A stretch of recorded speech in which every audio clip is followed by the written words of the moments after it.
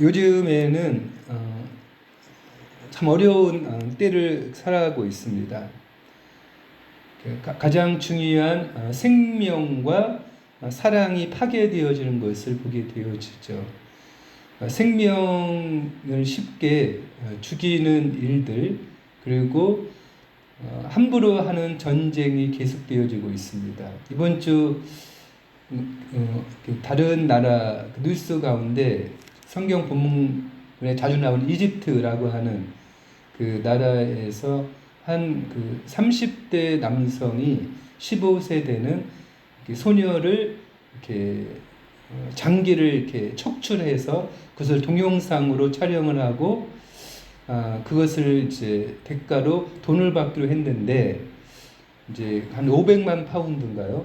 근데 그것을 주는 사람이 쿠웨이트에 있는 어떤 15세 소년이었고, 근데 그것을 주지 않았음에도 불구하고 두 번째 시도를 하였고, 그 15세 소년은 이번이 처음이 아니라 그런 일을 많이 했다고 하는 그러한 뉴스를 이렇게 접했어요.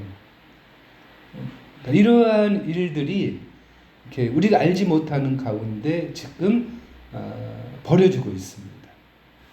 우리의 청소년들이, 그리고 이렇게 너무 이제 돈이 없고 경제가 어려웠던 30세 남성처럼 세상에 자신의 그 삶의 무거운 짐을 해결하기 위해서 이 살인을 잔악하게 하는 것들에 대해서 양심이 무뎌진 이런 상황을 겪고 있습니다. 그뿐만이 아니라 이제 그 아마존의 그 원주민들이 살고 있는 곳에 광부들이 외부에서 왔게 됐는데 금을 캐러 왔어요. 금을 캐러 오는데 금을 캐기 위해서 마지막 이제 이 단계에서 필요한 것이 뭐냐면 수은이래요. 수은. 그러면 이 수은을 이제 그 금이 붙어 있는 것에 이렇게 부게 되면은 거기서부터 이제 금이 이렇게 나온다고 합니다. 근데 이것을 그냥 강가에다 버리고 그 강물을 마시는 그 원주민들과 거기서 태어난 아이들이 수은 중독에 걸리는 거예요. 그 머리가 이렇게 완전히 이상하게 이제 되어지는 증상들이 내어지는 상황에 있다는 거예요. 근데 이러한 인간의 이렇게 탐심이 지금 이렇게 벌어져도 이제는 모든 사람들이 너무 이러한 일이 많다 보니까 마음이 무너졌다는 거예요. 부패해졌다는 거예요. 사랑에 대해서도 마찬가지죠. 정상적으로 남자와 여자가 결혼을 해서 아이를 낳아야 될 그러한 것이 하나님 만드신 원리요 축복인데, 결혼하지 않거나 결혼을 해도 동성끼리 하겠다고 이제 우기고, 그러한 동성 결혼의 법이 전 세계도 지금 합법화되어지고 있고, 그러므로 그것에 대한 부작용으로 이제 출산이 되어지지 않고 하는 이러한 상황을 저희가 지나가고 있습니다. 이러한 상황에 대해서 사람들이 그 마음에 이것이 얼마나 잘못된 것이고 죄악이라는 것을 알지 못해요. 왜 그러냐면 여러 가지 이유 중에 하나는 우리가 지금 이러한 컴퓨터와 프로젝트, 그리고 과학이 이렇게 문명이 계속 발달을 하잖아요. 이렇게 바로 녹음을 하고 이것을 이렇게 몇 분 있다가 바로 이제 동영상으로 유튜브에 올릴 수도 있고, 이런 세상에 살다 보니까 실제로는 이러한 끔찍한 제약이 우리의 주변에 있음에도 불구하고 우리들 스스로 속고 있는 거예요. 이러한 과학과 문명이 발달하니까 우리가 그래도 나름대로 나의 그 행복을, 나의 행복 호르몬이 내 안에서 흘러나오고 있고 나를 즐길 수 있는 이런 많은 도구들이 있기 때문에 이 심각함에도 불구하고 인간의 이 부패함을 사람들은 알지 못한다는 거예요. 그래서 오늘 예레미야 17장 9절에서는 이렇게 말씀합니다. 만물보다 거짓되고 심히 부패한 것은 마음이라. 마음이 문제라는 거예요. 마음. 근데 이렇게 부패하고 썩었는데도 사람들이 이걸 어떻한다고요? 누가 능히 이를 알려만 모른다는 거예요. 왜? 다 그냥 그렇게 살아가고 있고, 옛날에는 너무 끔찍해, 어떻게 인간이 저럴 수 있어 라고 생각했던 행동과 일들이 이제는 너무 많이, 너무 쉽게 벌어지고 있기 때문에 우리의 부패된 마음을 알지 못해요. 성경만이 인간의 실체에 대해서 고발을 하고 드러내는 거예요. 10절에서 이런 말씀을 하시죠. 나 여호와는 심장을 살피며 폐부를 시험하고 그의 생각하는 동기와 그가 지금 무엇을 위해서 이 행동을 하고 있는가를 각각 그 행위와 그 행실대로 보응하나님께서요. 보응한다. 근데 그만 놔두면요, 가만히 놔두면 사람은 내가 얼마나 부패인지 알지 못해요. 사실은 제가 앞에서 끔찍한 이제 이러한 이야기를 드렸지만, 보통은 이렇게 끔찍한 다른 사람을 죽이거나 다른 사람에게 큰 이제 고통을 주면서 살지는 않거든요. 사소한 몇 가지 거짓말들, 그리고 그 나에게 어떤 자존심이나 나에게 이익과 관련된 일이 발생하지 않은 한 그냥 내가 괜찮은 사람으로 살아가요. 그러다가 어느 날 사건이 터지면 하나님이 내 안에 무엇이 들어있는가를 확인시키기 위해서 우리의 폐부와 심장을 이렇게 한번 막 긁으세요. 그러면 그때 내 안에 있는 모든 비열함과 원통함을 풀지 않는 것이 내 안에 있다는 것을 발견하게 하세요. 성령이 역사하시는 거죠. 그때서야 우리는 내가 얼마나 부패했는가. 왜 이것이 중요하다고요? 우리가 이제 가족들 용서해야 된다 하는데 용서가 이게 안 되는 거예요. 사람이라는 거는 근본적으로 자기 자신을 기본으로 자기의 자존심과 자신의 손해보는 걸 원치 않고 억울한 것을 원치 않기 때문에 다른 사람을 이해함이나 용서함에 가까이 가기가 어렵습니다. 어떻게 나의 형제를 이해하고 용서할 수 있겠어요? 저렇게 부패한 것이 마음이라는 것.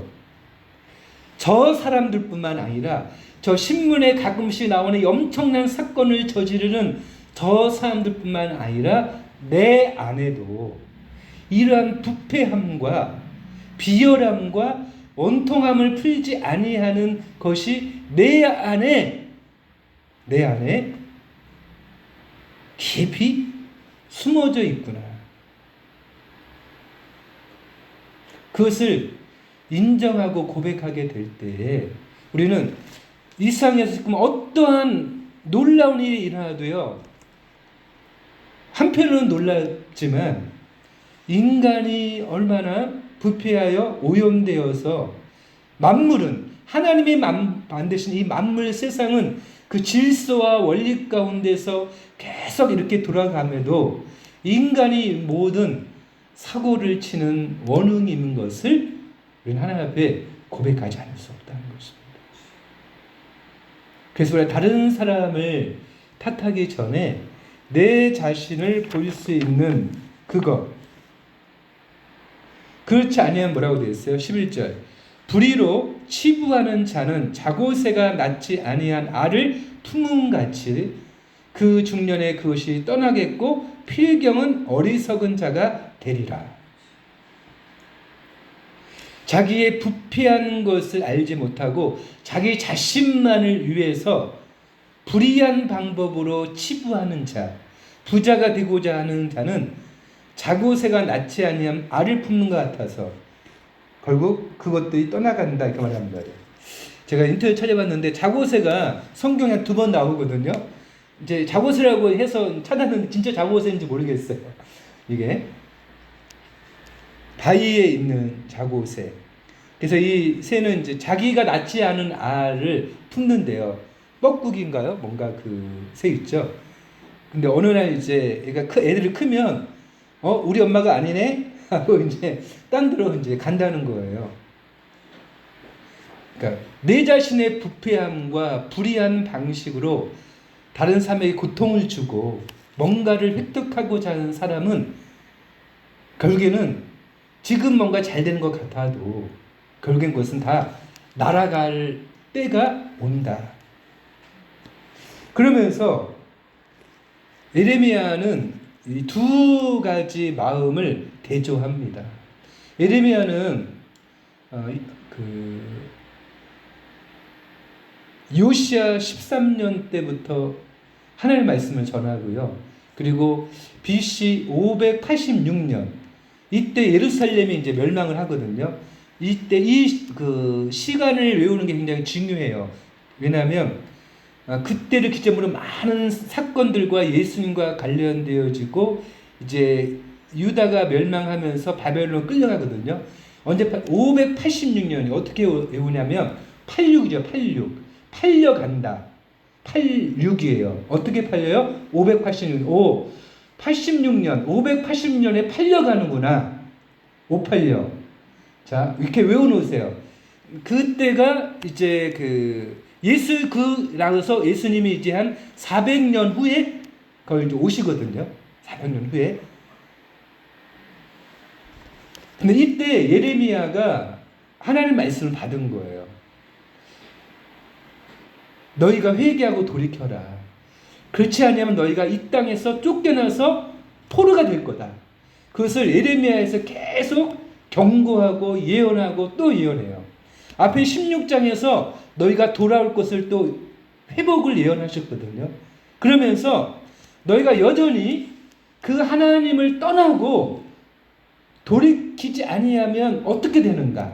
하지만 하나님 앞에 돌아와서 그 앞에 회개하는 사람은 어떻게 될 것인가를 말씀하고 있어요. 17장 5절에 나 여호와가 이같이 말하노라. 무릇 사람을 믿으며 혈육으로 그 권력을 삼고 마음이 여호와께서 떠난 그 사람, 부패한 사람이죠.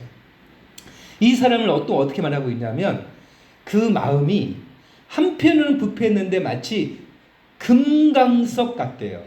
금강석이 뭐죠? 다이아몬드거든요. 그러니까 딱딱하기가 얼마나 단단하냐면 그 완고함과 고집이 하나님 말씀을 그렇게 들려주고 환경을 통해서 그렇게 말씀한데도 깨지지를 않아요. 그리고 돌이 어떻게 해요? 다른 사람은 깨트려요. 여러분 아시죠? 금강석 다이아몬드로 이렇게 그 돌로 된 것을 이렇게 카토나를 만들게 되면 이 돌을 대리석 다 갈잖아요. 금강석이 다이아몬드로 만들어서 그만큼 딱딱하다는 거. 마음이 딱딱하면서 그러나 동시에 어떻게 해요? 그 딱딱함이 그대로 있지 않고 부패함으로 어떻게 해요? 계속해서 그 오염을 옆으로 퍼뜨린다는 거예요. 그 사람은 사막의 떨기나무 같아서 좋은 일에 오는 것을 보지 못하고 광야, 간조한 거 건전한 땅, 사람이 거하지 않는 땅에 거하리라.